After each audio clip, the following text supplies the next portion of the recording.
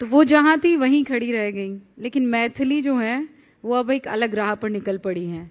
मैं जब पिछली बार आपसे मिली थी तो आपने कहा था कि जब मैं जीत जाऊंगी तो आप उन कुछ कामों में से क्या काम करेंगी, तो आपने मुझे गिनाया था कि मैं अलीनगर का नाम बदल दूंगी। तो अब वो इरादा बदल गया है कि नहीं, उस पर आप अटल हैं? लेकिन बहुत लोगों ने मैंने 4 काम गिनाए थे उसमें से सिर्फ अलीनगर का नाम बदल के सीतानगर रख दूंगी यही सुना। बाकी के जो आगे वाले काम थे सबको कट शॉर्ट करके एडिट कर दिया। तो बहुत सारे मन में मेरी उम्मीद है कि मैं बहुत अच्छा करने वाली हूँ, क्योंकि अगर मेरे मन में वो जोश में महसूस कर पा रही हूँ तो मैं मेरे काम में वो रिफ्लेक्ट करेगा।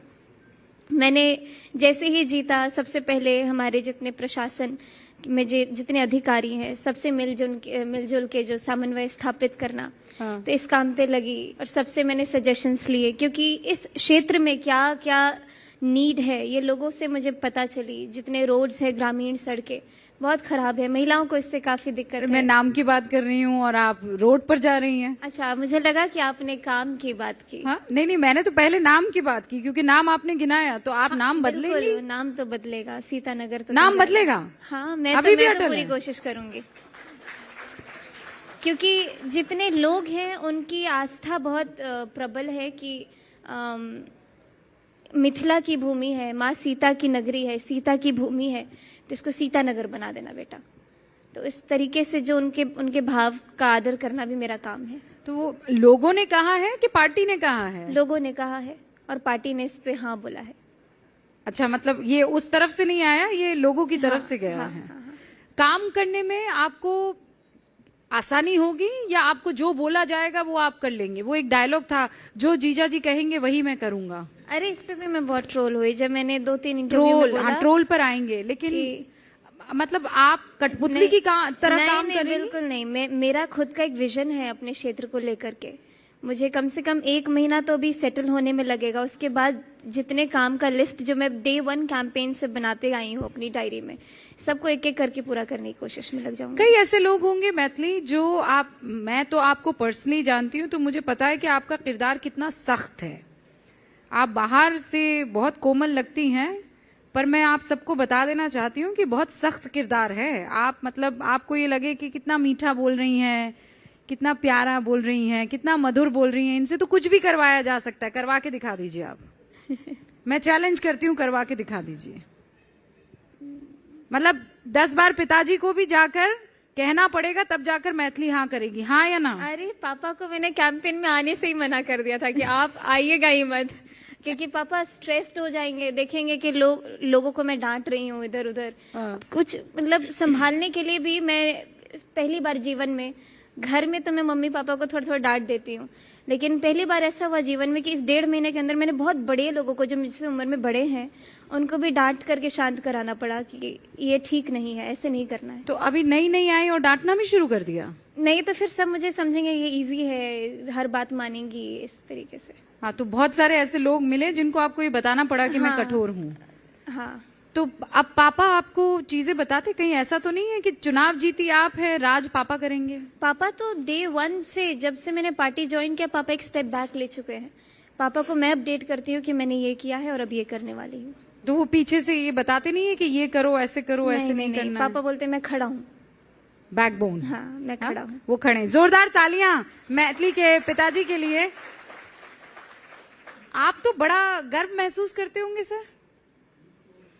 सब उसका है तो आपका क्या है? सब भगवान पे छोड़ दिया है। और मैथिली आपने किस पर छोड़ा है? मैं मतलब भगवान में बहुत ज्यादा आस्था है और मुझे मालूम है मुझसे कोई गलत काम तो नहीं कराएंगे।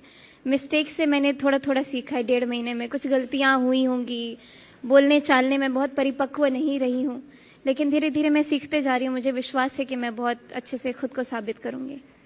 मैथिली, ट्रोलिंग का आप जिक्र कर रही थी। यहाँ पर जितने भी अभी हमारे सामने ऑडियंस बैठी हुई है, ये ज्यादातर बच्चे, ज्यादातर स्टूडेंट सोशल मीडिया पर एक्टिव हैं। मैंने तो देखा है आपको पहले पाग पर ट्रोल किया गया कि आप उसमें मखाने खा रही थी, फिर कहा आपने पाग का मान नहीं रखा, फिर उसके बाद एक AI जनरेटेड वीडियो आया, मतलब ऐसा वीडियो जिसे देखकर कोई भी महिला, कोई भी पारिवारिक इंसान गुस्से से आग बबूला हो जाए, ये ट्रोलर्स आपको परेशान करते हैं? शुरू में तो 4-5 दिन में रेडी ही नहीं थी। मुझे मालूम नहीं था कि ये मुझे झेलना होगा। मुझे लगा कि मुझे लोग अप्रिशिएट करेंगे। अप्रिशिएट किया भी बहुत लोगों ने, लेकिन जो एक समूह था जिनका इंस्टाग्राम या सोशल मीडिया पे देखा जाए तो बहुत ही नेगेटिव कमेंट, लेकिन जब मैं पढ़ती थी तो बहुत आंखें भर आती थी। मतलब सहम जाती थी कि इतना गंदा कोई लिख सकता है, इतना गंदा कोई बोल सकता है। फिर धीरे धीरे करके जब मैंने हिम्मत जुटानी शुरू की, बहुत 4-5 दिन में एक बार मैं बहुत ज़ोर से रोई, तो कुछ मेरे जो कोर मेंबर्स थे, कुछ कार्यकर्ता थे, उन्होंने बोला कि दीदी अगर आप रोएंगे तो हम लोगों का क्या होगा।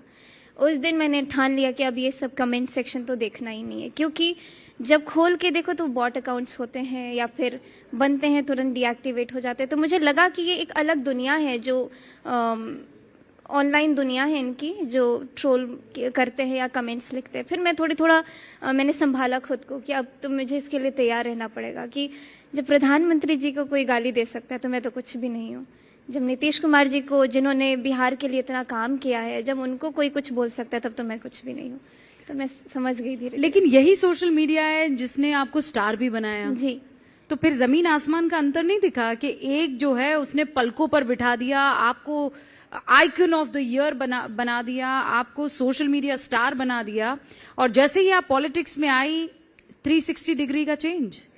अब होता है, अब क्या करूँ, ये सब धीरे धीरे, यही तो ट्रांजिशन है जो मैंने 10 दिन संभला ही नहीं मुझसे मेंटली। बहुत एक प्रेशर, एक हैरेसमेंट टाइप का लग रहा था, लेकिन वो 10 दिन से 11वें दिन पे मैं बहुत स्ट्रांग बन गई। और जो लोग मुझे सपोर्ट करने वाले हैं वो ऑर्गेनिक हैं, वो असली व्यक्ति हैं। ट्रोल करने वाले तो वो लोग जो है जो सिर्फ सोशल मीडिया पे हैं, वो शायद फिजिकली जिंदा भी नहीं होंगे। लोगों ने कहा कि प्रधानमंत्री नरेंद्र मोदी की आप पसंद है क्योंकि आप में एम और वाई दोनों समीकरण हैं, महिला भी और यूथ भी। आपकी प्रधानमंत्री से बात हुई चुनाव जीतने के बाद? नहीं, मैं अभी दिल्ली जाऊंगी तो शायद उनसे मिलने हूँ। आप एक्साइटेड हैं उनसे मुलाकात करने के लिए? बहुत, सब कोई एक्साइटेड रहते हैं। प्रधानमंत्री जी तो बिल्कुल, उनको देख के, उनकी बातें सुन के पूरा एक्टिवेट हो जाता है इंसान। पर अब आप स्टार वो वाली नहीं रही, आप पॉलिटिशियन हैं, आप कार्यकर्ता हैं, अब टफ टास्क मास्टर से मुलाकात होने वाली है आपकी। हाँ, तो उनसे सीखने को मिलेगा। हाँ, तो वो अब टारगेट देंगे, वो टारगेट आपको अचीव करना होगा। बिल्कुल बिल्कुल। नहीं, मैं रेडी हूँ और मैं हर चीज के लिए खुद को केपेबल समझती हूँ। तो आप फुल टाइम पॉलिटिशियन हैं कि मैथिली सिंगर रहेंगी? मैंने रिजाइन तो नहीं दिया है अपने गायकी से। बहुत सारे लोग रेजिग्नेशन लेटर देने के बाद आते हैं, पॉलिटिक्स ज्वाइन करते हैं, लेकिन भगवान की कृपा है कि अभ्यास करने के लिए मुझे किसी भी जॉब की ज़रूरत नहीं है। मैं सो के उठूँ तब अभ्यास करती हूँ, सोने से पहले अभ्यास करती हूँ। गायकी जीवन भर चलेगी। अब क्यों ना एक बार वो आईगिरी नंदिनी जो आप हाँ, स्तोत्र।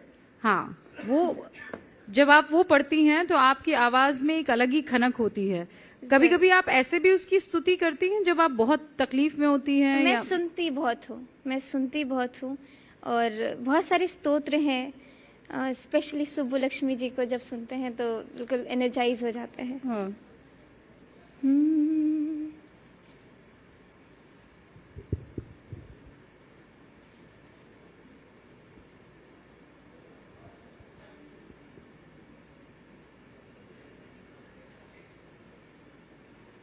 माफ करिएगा, इधर जामर है शायद। अब तो फोन भी भगवा ले लिया है आपने। मेरा फोन हैंग हो जा रहा था तो एक नया लेना पड़ा, तो मुझे सबसे अच्छा, मेरा फेवरेट कलर है येलो, रेड, ऑरेंज, तो इसीलिए।